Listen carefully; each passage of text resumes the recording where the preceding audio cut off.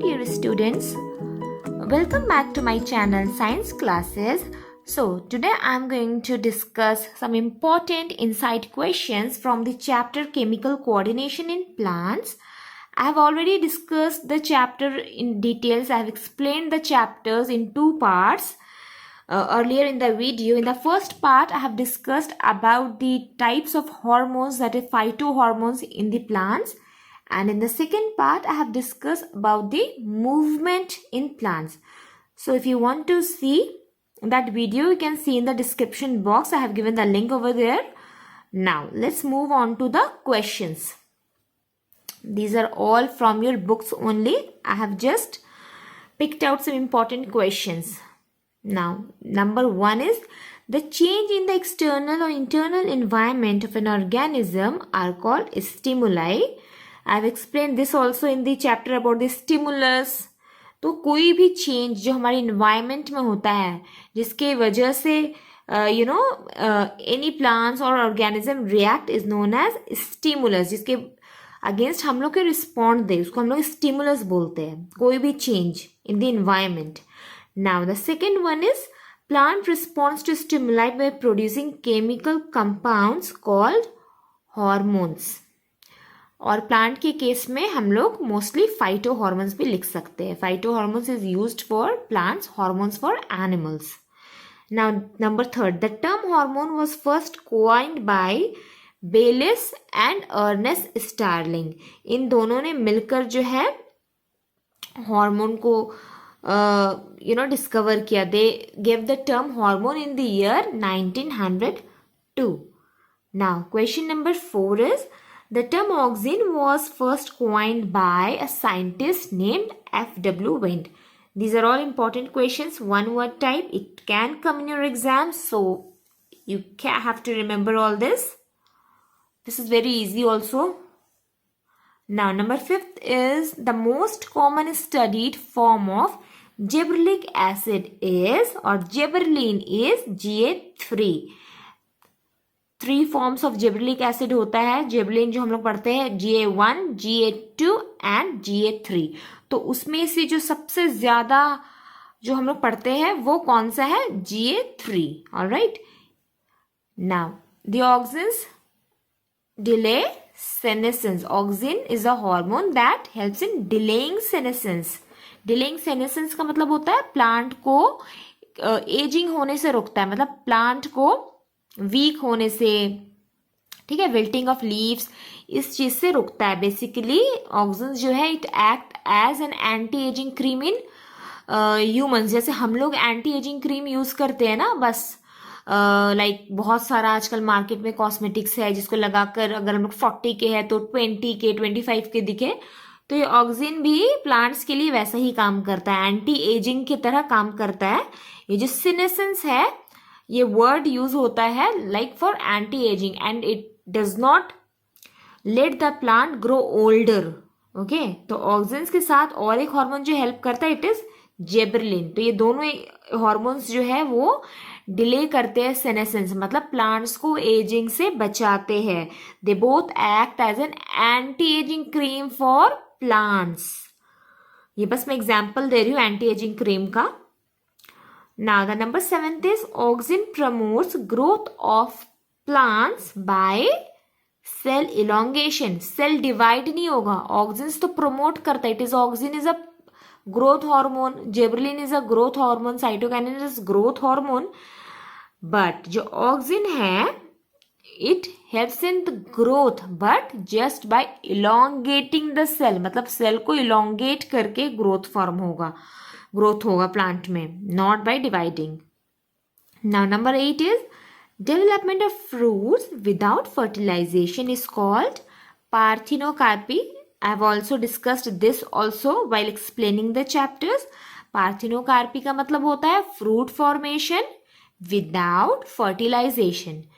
और इसका बेनिफिट क्या होगा पार्थिनोकार्पी का? जैसे हम लोग अगर वाटरमेलन खाते हैं तो उसमें बहुत सारे सीड्स होते हैं, तो अब सीड्स के साथ वाटरमेलन खाना तो अच्छा नहीं लगता है किसी को भी.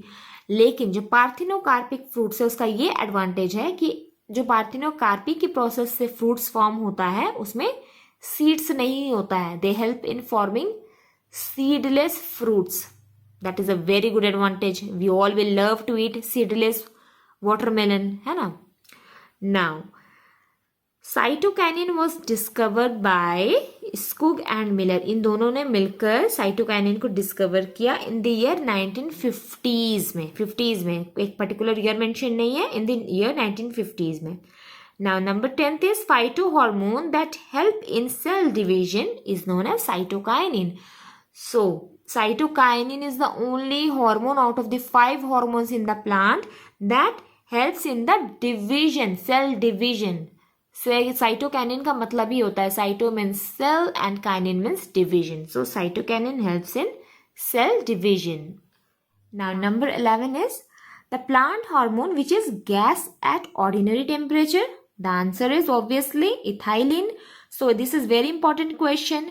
Like out of all the 5 hormones that we have studied, ethylene is the only hormone that is gas. ये questions तो exams में आता ही है और ये बहुत important भी है क्योंकि सिर्फ इथाइलिन ही ऐसा हार्मोन है which is gas. तो ये याद रखना बिल्कुल. Now number 12 is ripening of fruit is done by which phytohormone? Ethylene. Yes. This is also again very important question. Ethylene जो होता है वो गैस होता है, gaseous hormone होता है. And what is the function? It helps in the ripening of fruits. Now number 13 is phytohormone that helps in the growth retardation is abscisic acid. Yes, abscisic acid helps in the retardation of plants growth. Now number 14 is closing of stomata is stimulated by abscisic acid. Again, this is a very important function of abscisic acid. ABA short में लिखे हैं यहाँ पे. So this is also very important question. Closing of stomata मतलब जब पानी कम होता है, like ड्रॉट कंडीशन में जहाँ पे पानी कम है, प्लांट्स को पानी नहीं मिल पा रहा है, तो क्या होगा, स्टोमेटा जो होता है वो बंद हो जाता है, क्लोज हो जाता है, in order to reduce the water loss by transpiration. So the answer is abscisic acid. Now number 15th is thigmotropism is the movement of plant towards which stimulus? Touch. Thigmo का मतलब भी होता है, thigmo का touch, touch stimulus. Okay, so the answer is touch stimulus. Number 16 is movement of plants in response to stimulus of light is phototropism. Photo का मतलब क्या होता है? लाइट होता है. तो प्लांट अगर लाइट की तरफ मूव होता है उसको हम लोग बोलते हैं ना phototropic movement.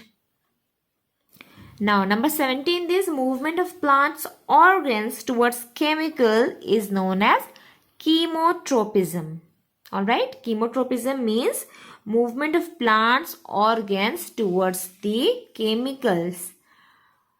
I already discussed about this कि जो pollen tube form होता है and the pollen grain moves towards the ovary because ovary में कोई chemicals present होता है and then it helps in the fertilization. तो because of the chemical present in the ovary, the pollen tube the pollen comes towards the ovary and it helps in the fertilization. Now number 18 is root show positive hydrotropism. Yes, hydrotropism मतलब water. Hydro का मतलब water. Water कहाँ present होता है? Soil में present होता है. Soil root भी कहाँ प्रेजेंट होता है? सॉइल में प्रेजेंट होता है. तो रूट जो होता है वो सॉइल की तरफ ग्रोथ होता है, तो टुवर्ड्स हो रहा है, उसके साथ में ग्रो हो रहा है, तो मतलब positive. Now shoot show positive phototropism. अब लाइट कहाँ से आता है? सन, है ना. तो लाइट कहाँ पड़ता है? शूट में पड़ता है. तो शूट क्या हुआ? पॉजिटिव फोटोट्रोपिज्म हुआ. और अगर हम लोग इसके तरह शूट की जगह अगर फिर रूट पूछेंगे तो फिर क्या होगा? Root will show negative phototropism, क्योंकि रूट जो है वो नीचे की तरफ ग्रो होता है, not towards light but against light, and shoot is growing towards the light. Now number 20 is shoot show negative geotropism. Yes, geotropism means gravity की तरफ. तो शूट क्या ग्रेविटी की तरफ ग्रो होता है? जमीन की तरफ ग्रो होता है? अर्थ की तरफ? नो.